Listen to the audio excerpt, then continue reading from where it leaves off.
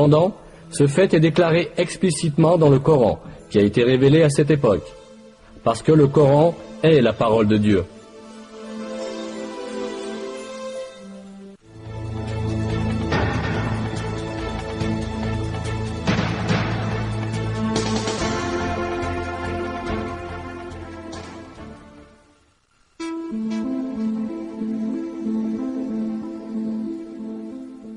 Dans le Coran, Dieu attire notre attention sur un attribut très intéressant du ciel.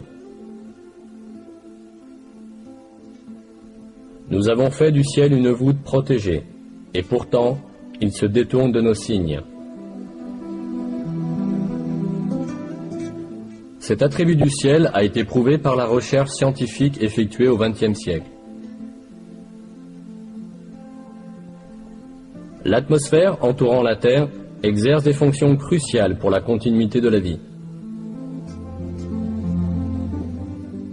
En détruisant de nombreux météores, grands et petits, lorsqu'ils approchent de la Terre, l'atmosphère les empêche de tomber sur Terre et de faire du mal aux êtres vivants.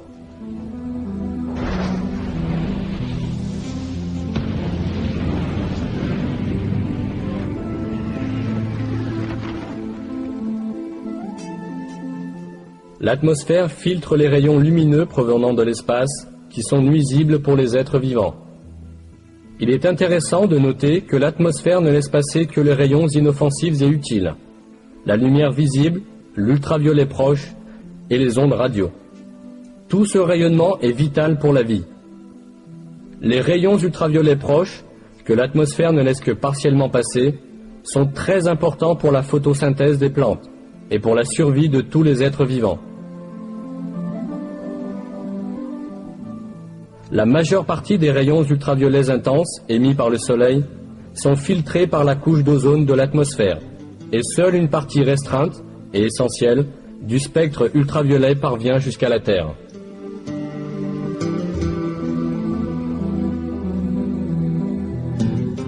La fonction protectrice de l'atmosphère ne s'arrête pas là.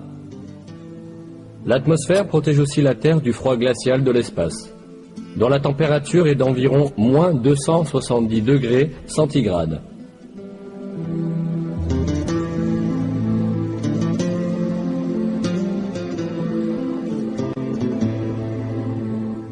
Ce n'est pas seulement l'atmosphère qui protège la Terre des effets nuisibles.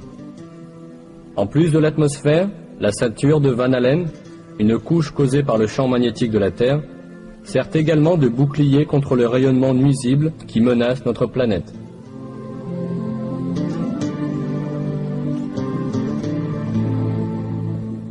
Ce rayonnement, qui est constamment émis par le Soleil et les autres étoiles, est mortel pour les êtres vivants. Si la ceinture de Van Allen n'existait pas, les énormes éruptions d'énergie que connaît fréquemment le Soleil détruiraient toute vie sur Terre.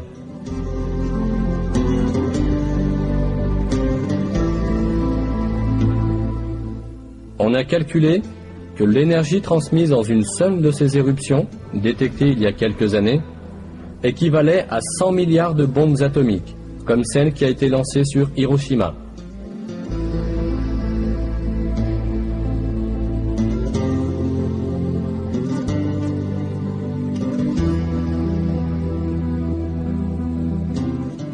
« 58 heures après l'éruption, on a observé que les aiguilles magnétiques des boussoles effectuaient des mouvements inhabituels.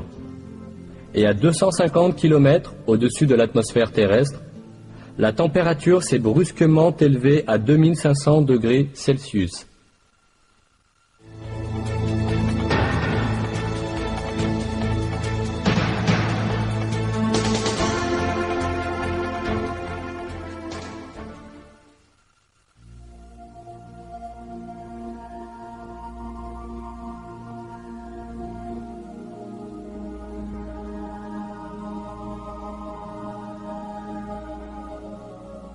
Le 11e verset de la sourate At-Tariq, dans le Coran, fait référence à la fonction de retour cyclique du ciel, par le ciel doté de retour.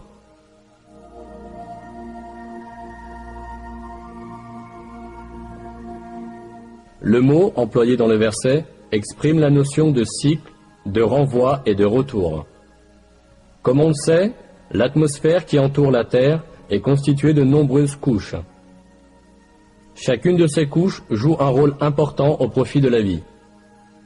La recherche a révélé que ces couches ont pour fonction de renvoyer dans l'espace, ou vers la Terre, les matériaux ou les rayons auxquels ils sont exposés.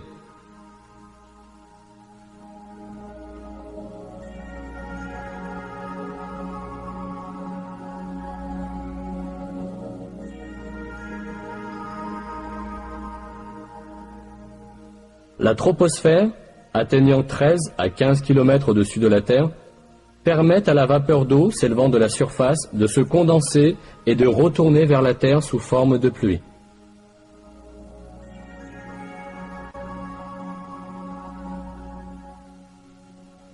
La couche d'ozone, à une altitude de 25 km, reflète le rayonnement nuisible et la lumière ultraviolette venant de l'espace, et les renvoie dans l'espace.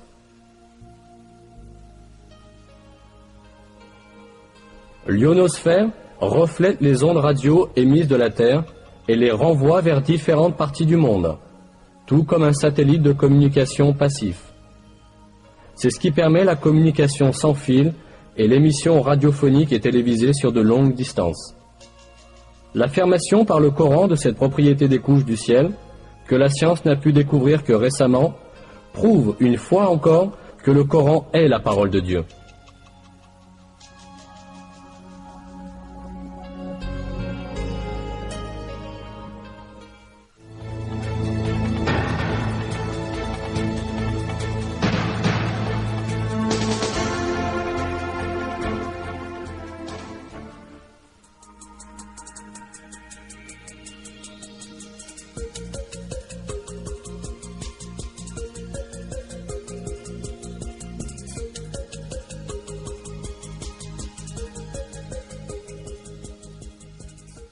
L'un des faits concernant l'univers révélés dans les versets du Coran est que le ciel est fait de 7 couches.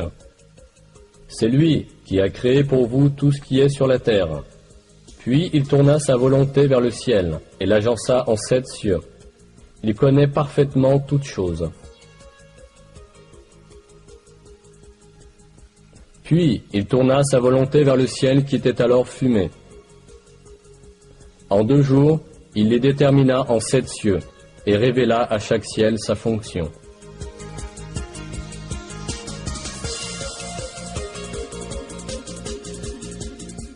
Le mot cieux, qui apparaît dans de nombreux versets du Coran, est employé pour désigner le ciel de la terre ainsi que l'univers tout entier.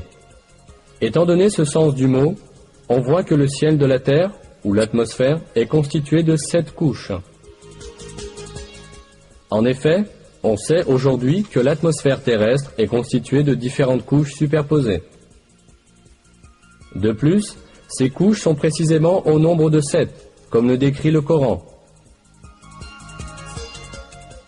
Dans une source scientifique, ce sujet est expliqué en ces termes. Les scientifiques ont découvert que l'atmosphère est constituée de 7 couches.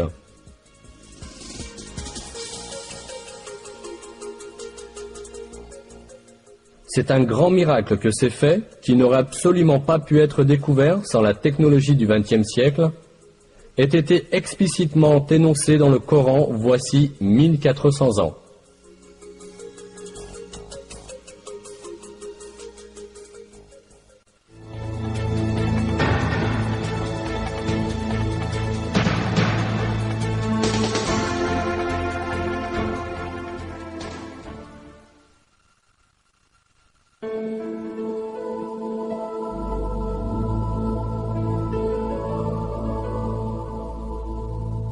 Le Coran attire l'attention sur une fonction géologique capitale des montagnes. Et nous avons placé dans la terre des montagnes fermes, afin qu'elles ne s'ébranlent pas avec eux.